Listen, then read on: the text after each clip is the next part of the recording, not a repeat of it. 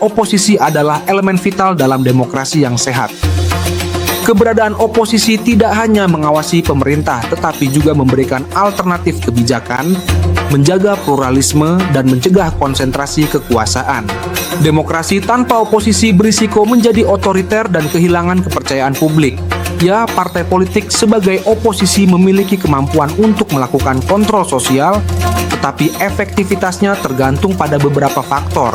Lalu ada peran oposisi untuk mengadvokasi hak rakyat. Disinilah oposisi dapat menjadi suara rakyat yang merasa tidak terwakili dalam kebijakan pemerintah. Contoh, oposisi bisa menyoroti isu-isu seperti ketidakadilan sosial, korupsi, atau pelanggaran hak asasi manusia. Lalu peran oposisi bisa menyediakan alternatif kebijakan. Nah, oposisi selain mengkritik, oposisi yang konstruktif akan menawarkan solusi atau alternatif kebijakan yang lebih baik. Halo teman-teman semua, kita ketemu lagi di channel Carlos Monitoring dengan saya Cakto Carlos.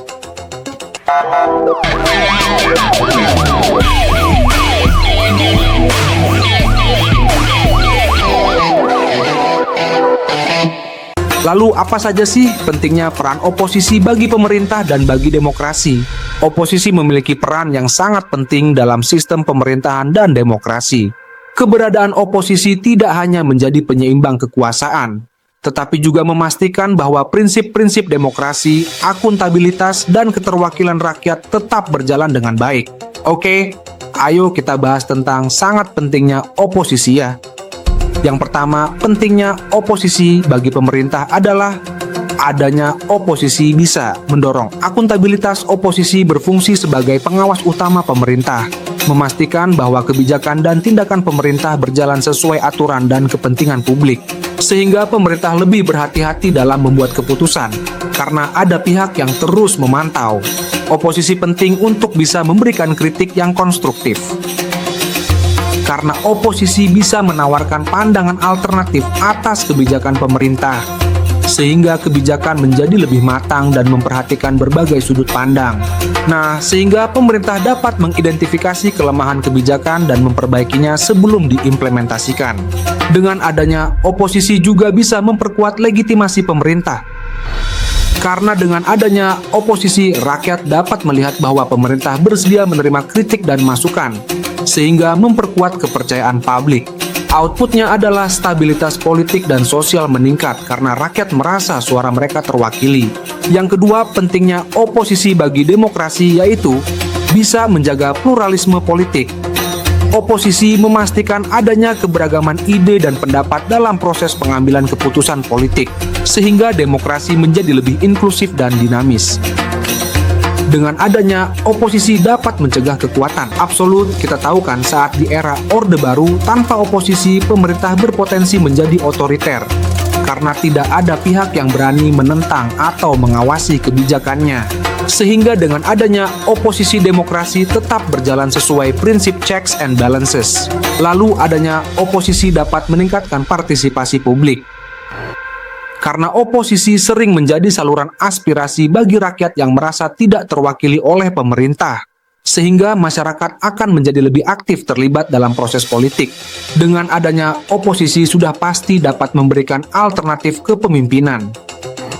Karena dalam demokrasi, oposisi adalah calon alternatif untuk menggantikan pemerintah jika rakyat tidak puas dengan kinerja pemerintah yang sedang berkuasa, sehingga rakyat memiliki pilihan yang lebih beragam dalam pemilu.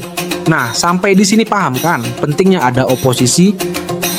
Saya ingin menjelaskan bahwa sangat berbahaya di negara ini bila tidak ada oposisi. Ada dampak serius jika tidak ada oposisi. Dampak yang pertama, akan muncul dominasi kekuasaan. Pemerintah cenderung tidak memiliki pengawas, sehingga rentan terhadap penyalahgunaan kekuasaan. Dampak yang kedua adalah minimnya transparansi dengan berbagai hal kebijakan publik. Tanpa oposisi, kebijakan pemerintah mungkin kurang transparan karena tidak ada yang memeriksanya secara kritis. Dampak yang ketiga adalah akan menyebabkan rendahnya kepercayaan publik. Ketidakseimbangan kekuasaan dapat menyebabkan ketidakpuasan publik yang pada akhirnya menurunkan legitimasi demokrasi. Kesimpulannya, oposisi adalah elemen vital dalam demokrasi yang sehat. Keberadaan oposisi tidak hanya mengawasi pemerintah, tetapi juga memberikan alternatif kebijakan, menjaga pluralisme, dan mencegah konsentrasi kekuasaan. Demokrasi tanpa oposisi berisiko menjadi otoriter dan kehilangan kepercayaan publik. Ya, partai politik sebagai oposisi memiliki kemampuan untuk melakukan kontrol sosial, tetapi efektivitasnya tergantung pada beberapa faktor, seperti kekuatan oposisi itu sendiri, akses informasi, dan respons masyarakat terhadap perannya. Nih ya, lebih rinci tentang peran oposisi dalam kontrol sosial dan faktor-faktor yang mempengaruhi keberhasilannya. Ada peran oposisi dalam kontrol sosial untuk mengawasi kebijakan pemerintah, di mana oposisi akan selalu memantau dan mengevaluasi kebijakan pemerintah, mengkritisi jika ada yang tidak sesuai dengan kepentingan publik.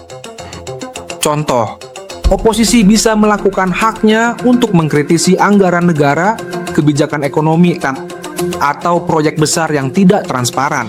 Lalu ada peran oposisi untuk mengadvokasi hak rakyat. Disinilah oposisi dapat menjadi suara rakyat yang merasa tidak terwakili dalam kebijakan pemerintah.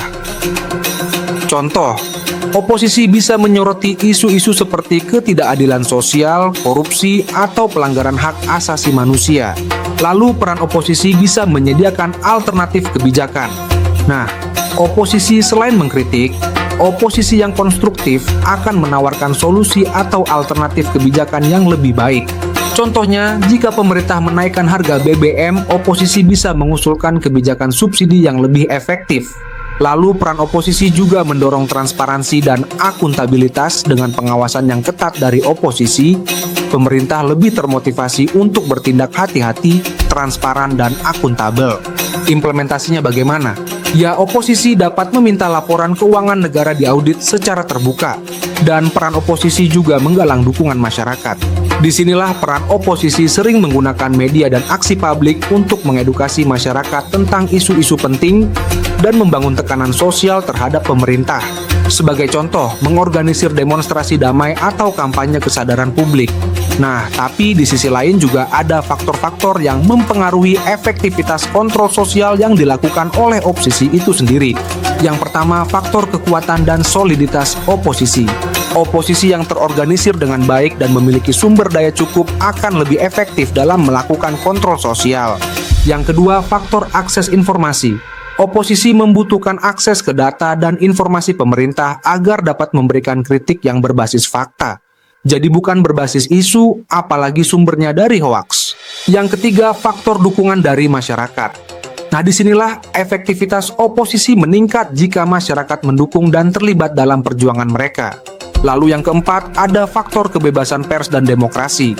Di negara dengan kebebasan pers dan sistem demokrasi yang kuat, oposisi lebih leluasa mengkritik pemerintah.